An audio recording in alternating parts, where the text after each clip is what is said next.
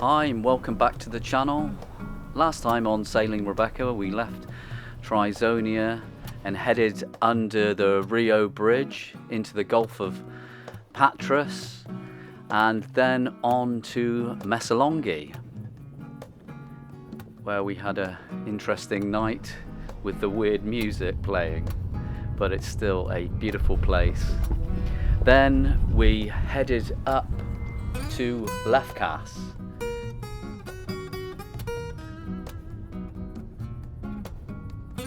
and we're in Lefkas Marina. Now George had to stop in Lefkas for a few days because he had to do some work. So I had a good explore around the town. Here we are, this is Lefkas now. That was just a shot of the marina there. And it's lovely, but to be honest, I prefer to be in anchorages, a lot of people do. But it is a beautiful place, and as you can see there's a lovely view, and there's a lovely view of the channel there, which is going to be our way out in a couple of weeks' time. And there's the marinas off in that direction. But then we got a warning, and it really scared the bejesus out of me. I got this sudden bleep, and you know these warnings, they make a horrible thing. I thought, oh my god, what is it, a nuclear attack? But it was a storm warning. So we headed off. When we had to leave the marina, we headed off a couple of hours, and we ended up in Nyri. This is Nyri here, and there's George taking Roger for a walk. And because we had the storm warning, we looked around and we found this place, and we wouldn't have probably ended up here if it hadn't been for that storm. So we sat in the anchorage when we anchored up and watched the, all I can call it is a display of nature, thunder and lightning. So this is probably, or maybe the second to last anchorage that we're probably going to stay at. I think we're going up to Poros today. We're going to head back where we came from yesterday to escape the weather. So 2 hours back in the direction that we came from yesterday, through Lefkas, through the bridge. So we're going to make up that 2 hours, and then another 7 or 8 hours to Poros, and then we're nearly in Corfu. We'll stop in Poros in Anchorage probably, or we'll go straight to Corfu, and then a couple of days later I'll be off back home to England. It's funny now looking back on that clip there, I sounded a bit sort of depressed. I think it was just because I knew I was going home in a few days' time, and I'd had such a wonderful time over the last 3 weeks. And I think I was maybe a bit tired. We'd been doing some long day sailing. Now this is George up at the bow of the boat, and I'm on the helm. And what he was doing with his hands there was pointing. We have hand directions for the anchor, so he points what direction the anchor is, up and down and such forth, and we both do that with each other. And here we are, there's a lot of mud on the anchor, so we got the mopping bucket out and cleaned up a bit. And there's Roger just helping out. And so we had to pull up the hook, and off we went, heading back towards Lefkas. And that day we headed back to Lefkas. It took us 2.5 hours, and then we had to wait. There's a bridge at the end, and we had to get in this channel and go in a line with other boats and wait for the bridge to be open, wait for our turn, and then we headed out into the sea, and it was quite rough that day. This is an Amel Santorin, and I'm a bit of a Amel fan. I really love them. You'll see in later videos that I do tend to, every time I get a chance, I film Amels because I absolutely love them.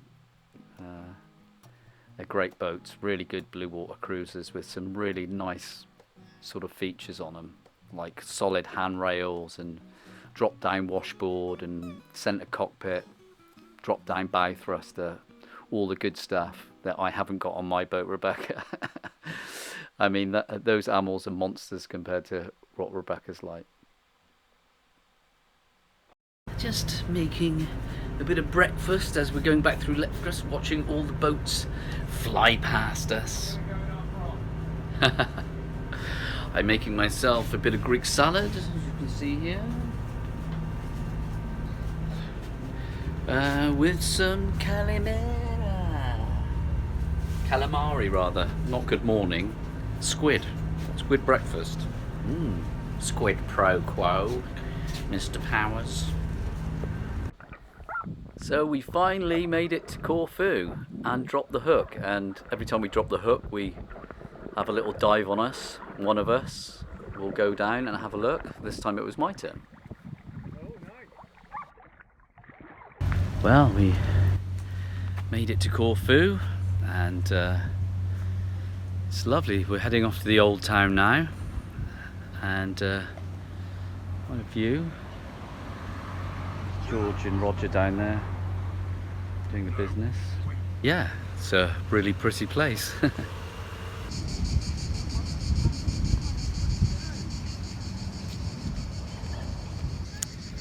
That's what I think I like about Greece as well. There's a lot of history here, and yeah, a lot of interesting things, a lot of interesting people, did a lot of interesting things.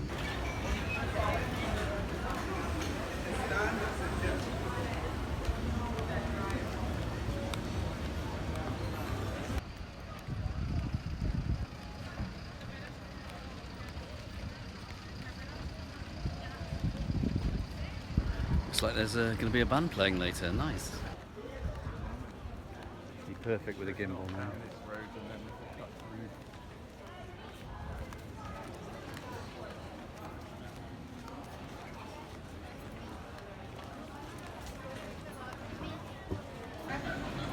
This place is amazing. Every street you turn around starts becoming more and more beautiful than the next, and interesting.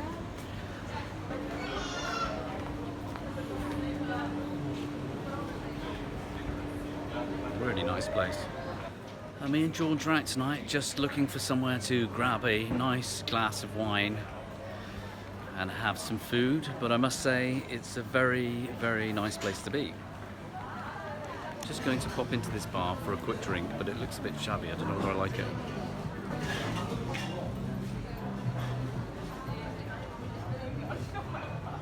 Is this place, George? Yeah, anyway, okay.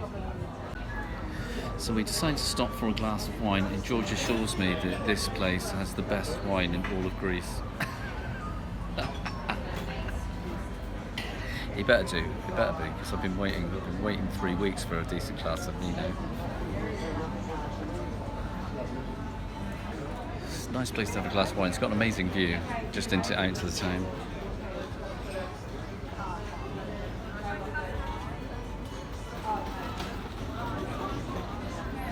Very pretty.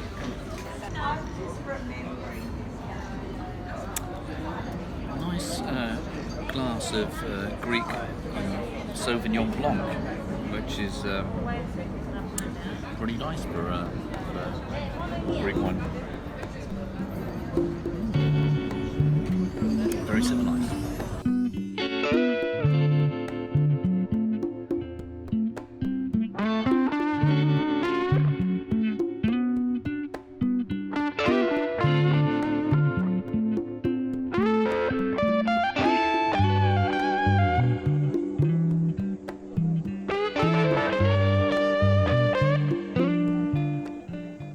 It's so beautiful here. I mean, it's lovely. The streets are really clean, and you can just sit outside and have a glass of wine or have a coffee and have something nice to eat. It's just a really beautiful place, and you can really tell the Italian and Venetian influences that all the buildings and parks have. It's actually the streets, it's one of the UNESCO World Heritage Sites, so you know there's a labyrinth of houses and bars and restaurants and quaint little shops with souvenirs and beautiful food, like I said. And there's also the old and new fortress and Corfu's Maritime Museum and the art museums here. There's the Asian Art Museum and the Corfu Art Museum up next to the fortress.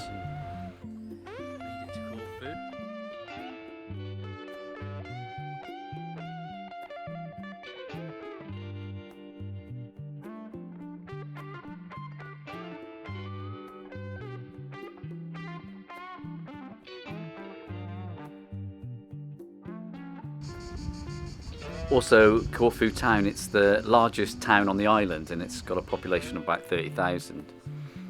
And like I said, there's the main shopping centre, and there's the airport on the other side of the town. And I had a good explore around, and this is one of the museums here. Corfu has played a significant role in Mediterranean history. Thanks to its position at the mouth of the Adriatic Sea. Whoever controlled Corfu, controlled important trade and military routes between east and west and north and south. And the Greeks knew this, as did the Romans and everyone else, French and British alike. Also, the British were in Corfu for 50 years. And they got to remodel and modernise the town. Many Venetian sections of the town were demolished to accommodate sort of grander neoclassical housing. But in 1864 the British returned home, leaving Corfu to join the Kingdom of Greece. Corfu town was also badly bombed by German forces in the Second World War, with almost a quarter of the town being reduced to rubble.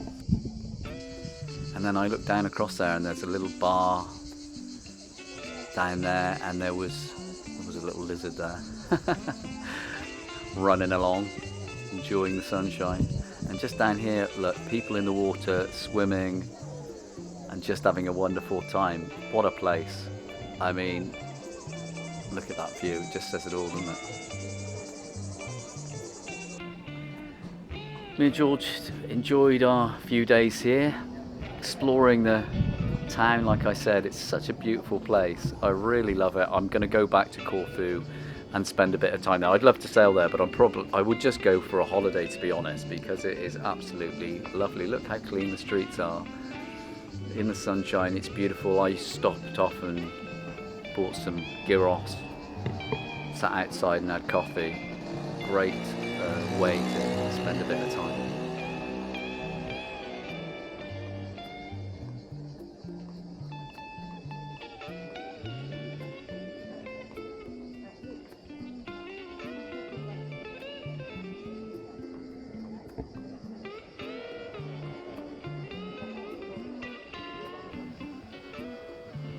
So thanks George and Roger, I had a wonderful time, and I knew it was going to be over pretty soon. I was going to be heading home in a few days, but it's been one hell of a ride to come from Didim in Turkey all the way to Corfu. And we're off now, leaving Corfu, Old Town, Anchorage, heading to the Gouvia Marina for the night, and then that's it for me. I'm off. That's beautiful. This place is beautiful.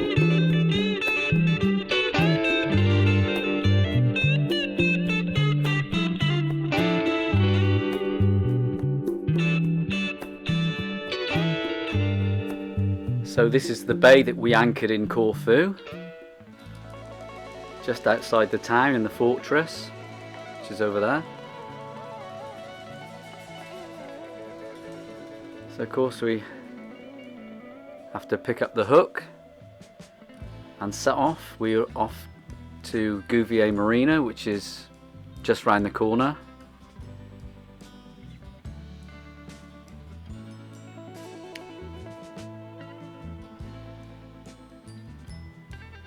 And up comes the anchor, but there's a bit of weed on it, so a bit of seagrass, so I'm just gonna pull that off there. Now, tidy that up. And then off we go for a little sail. I think it took about an hour and a half, and then we were in the marina. But the wind picked up. What we did is we stopped off first of all to get some fuel.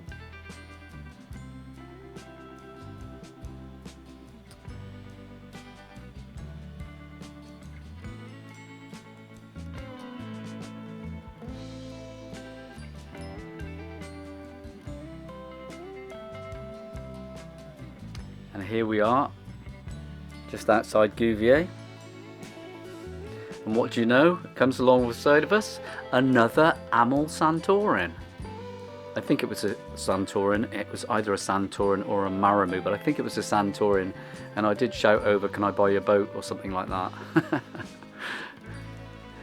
Like I said, lovely boats, and that one's got a nice arch on the back with solar panels. Exactly what I'd have if I had one of those.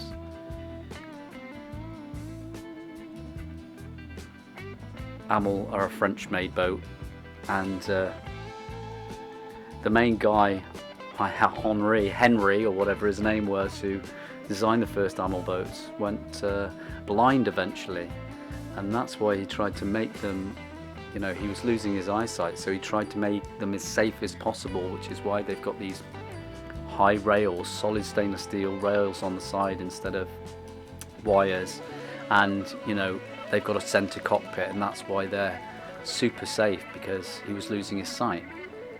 And everything about the Amel was designed for blue water cruising. They've got sealed bulkheads, so if you know, spring a leak in one part of the boat, you can seal it off. The engine is in a compartment that's separate. So many things that I love about them. And they're a ketch, so you've got lots of sail options.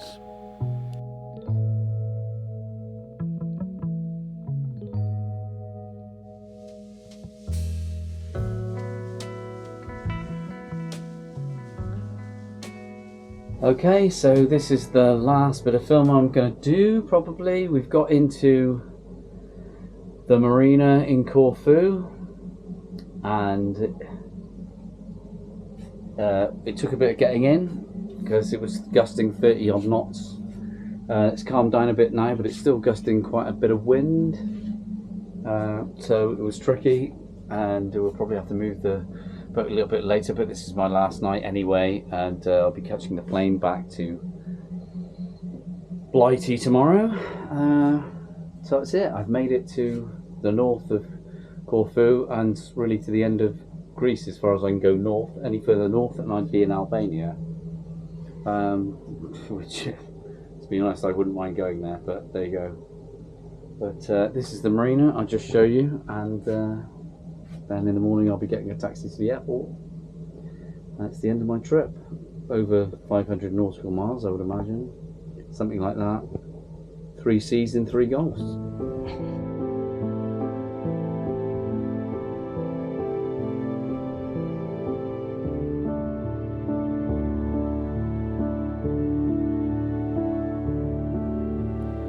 So I've come to the end of my 3-week adventure, sailing from Turkey, Didim in Turkey, to Corfu.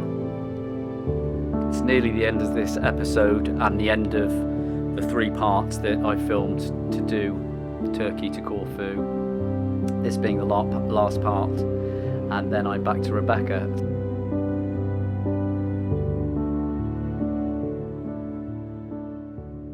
It's 7:30 in the morning, and I've come to the end of my trip here on Heritage. Thanks to George and Roger for keeping me entertained over the last 2.5 weeks, nearly 3 weeks. It's beautiful here, it's really beautiful, and we made our way all the way from Turkey to Corfu. I'm just about as north as I can be in Greece without going into Albania, and I will leave in a couple of hours for Corfu airport and fly back to Bristol. So what have I learnt so far? I've learnt that I'm not against catamarans. They're very comfortable, they're very spacious, but there's pros and cons. They don't sail particularly well upwind, so that's something to sort of, you know, take account for if you were thinking of getting one. But the comfort value is, yeah, it's hard to be denied. They are very, very comfortable. When you're sort of thinking about living on a boat, it does become a very big pro.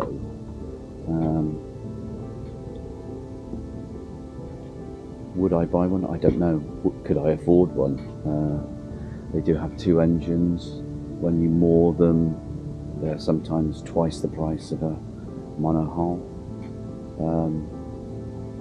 But there's some really good pros and really good cons. So I think I'll think a little bit more about that, and maybe do a little episode on the pros and cons of what I think. But it's going to be sad to go. I don't really know how I feel about leaving today, because when you're away and sort of doing this, which is the sort of life that you love, and then you go back and you're kind of back in the UK, you kind of want to be sort of here with the nice weather and stuff like that, and you know, the adventure. So I've got a lot of things to think about when I get back, but it's been a good trip.